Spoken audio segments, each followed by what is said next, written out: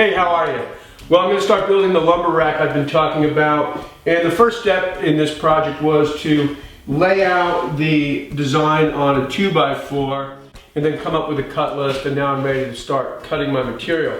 The design is basically 2 pieces of plywood with a piece of hardwood sandwiched in the middle, and then the rack, which will hold the lumber, will fit into the space in the middle. So the outside, the plywood, I'm going to use that piece of Baltic birch plywood that used to be on the wall behind the camera. You may remember, it's over here right now. And so what I need to do is cut this into 2 1/4 strips.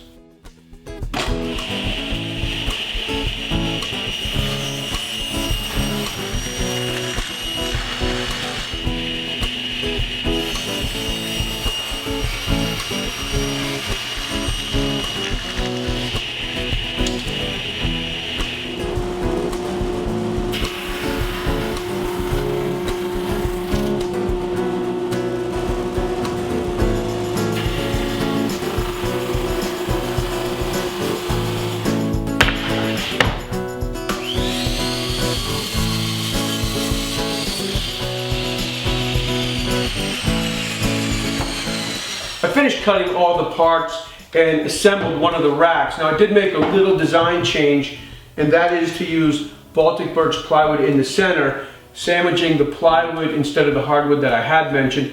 And I did that just because it made the build a lot easier. I think it will be just as strong, and I think it'll look good too.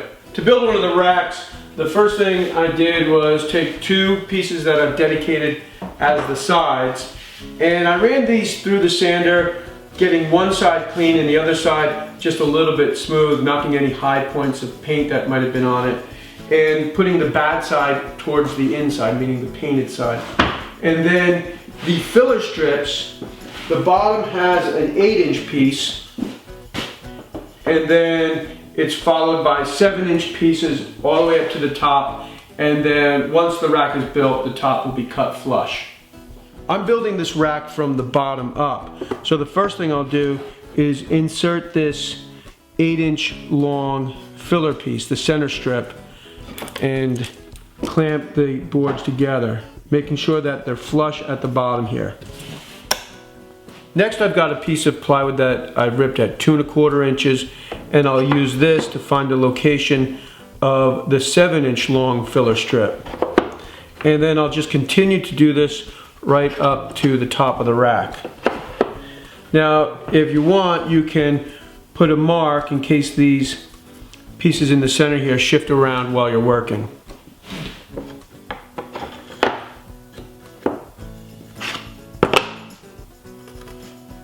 I'll be screwing the rack together, and I don't want the screws to hit each other. So I've taken a piece of scrap wood and put 2 indication marks on this side and 1 on this side, and I use that to line up where I'm going to want to pre-drill and countersink the screw holes. Now this might be a little confusing, but at the top here I use this mark on this side of the block, and then when I'm at the bottom I use this mark on this side of the block. Now it's not the same on both sides of the rack, but it really doesn't matter because you're not seeing both sides of the rack at the same time.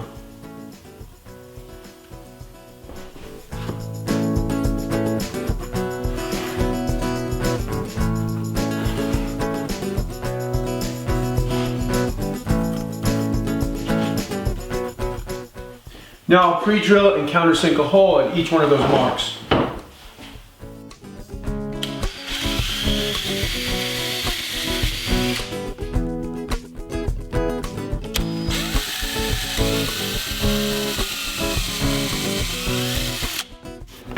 All of my holes are pre-drilled, and now I'm ready to assemble one of the racks. And the first thing I'm going to do is add a little wood glue to the inside part. This is the bottom inside part, and I'll hold it flush on all sides.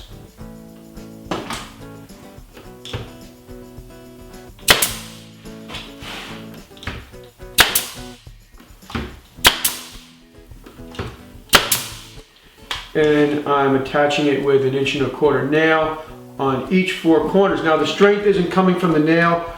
The nail will hold the filler piece in place while I can sort of set this up, and then I'll screw it together. Now I've got my spacer.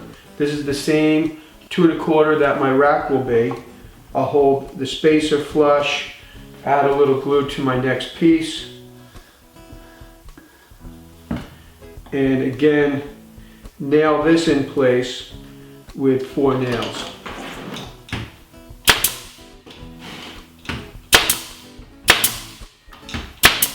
And then just do the same thing up to the top.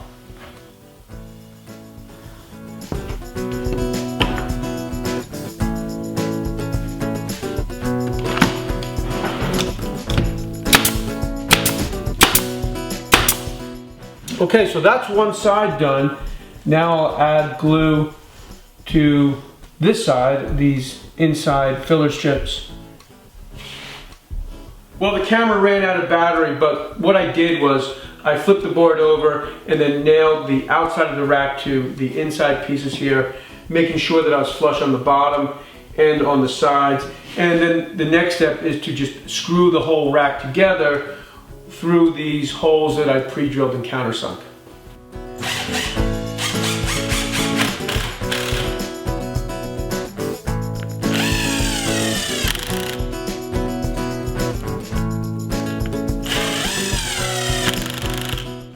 Okay, well that's 2 done. I still have 2 more to go. But one really important thing is if you get any glue inside here, you want to make sure you remove it before it has a chance to dry, because if you don't, then the racks aren't going to slide in there nicely, and it'll be really difficult to remove that glue once it sets up. A little water on a paintbrush works really good in these tight spots.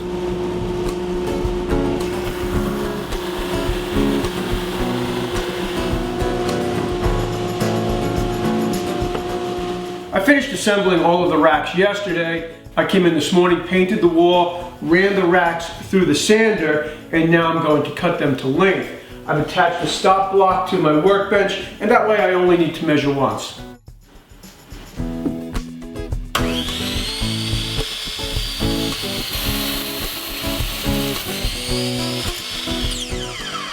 I've cut all the racks to length, and to just soften up this hard edge a little bit, I'm going to measure in 1/2 inch and cut a 45 on the tops and bottoms of all the racks.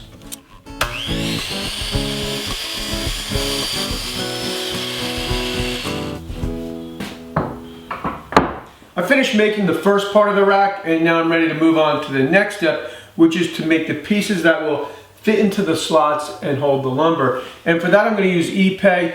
Ipe is a very strong wood. It's often used outside on decks, and I've got a lot of these odds and ends that I've been kicking around from projects over the years, and these will work perfect.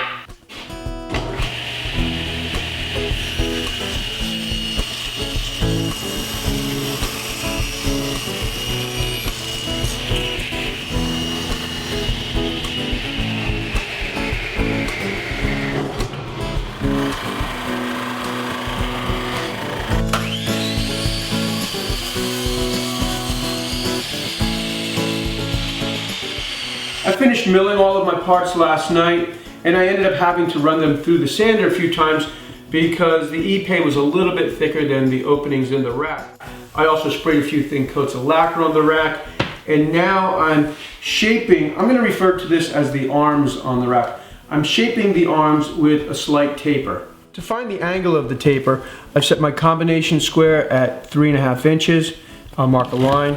I've cut a piece of scrap wood that measures 1.5 inches, and at the front of the arm of the rack I'll draw another line, and then I'll use a straight edge and connect those lines.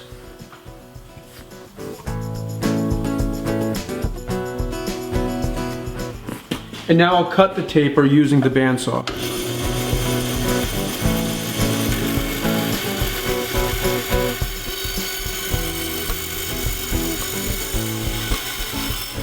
Now I'll run the board through the joiner to remove any blade marks left from the bandsaw.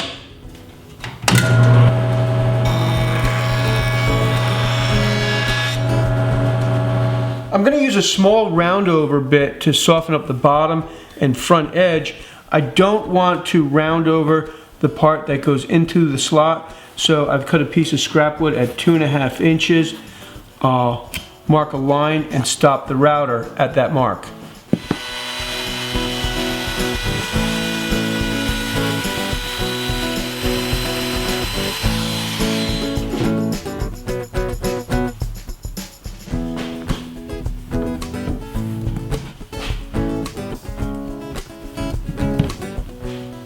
I'm real happy with the way the arms are fitting into the rack. It's a nice snug fit, and they just need a little convincing with the hammer.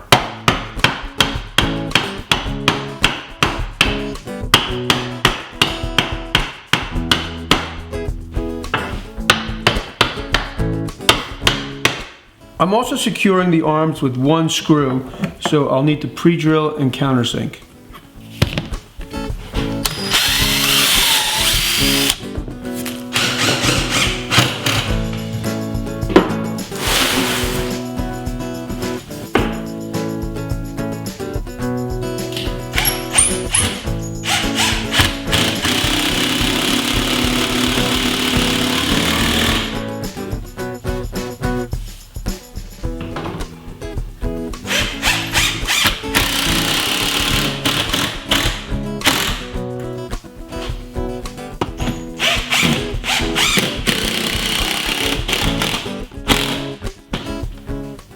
Well, it's going to be really nice finally having a lumber rack out here in the barn, and I wanted to mention that I used 5-inch long deck screws to attach the rack, and I'm probably going to hold off on stacking the lumber because I've just got a lot of weird sizes and it's going to take me a little time, and I'll probably work on it over the weekend.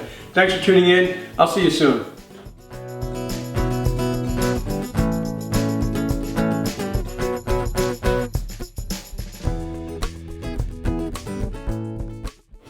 I was a little worried about running the plywood through the sander and sanding off the paint, that it would ruin the sandpaper, but it seems to be okay. This is 60 grit paper, and there is a little bit of paint residue there, but it still has some cutting power. And I did take just a little bit off with each pass and sent the material through 3 times.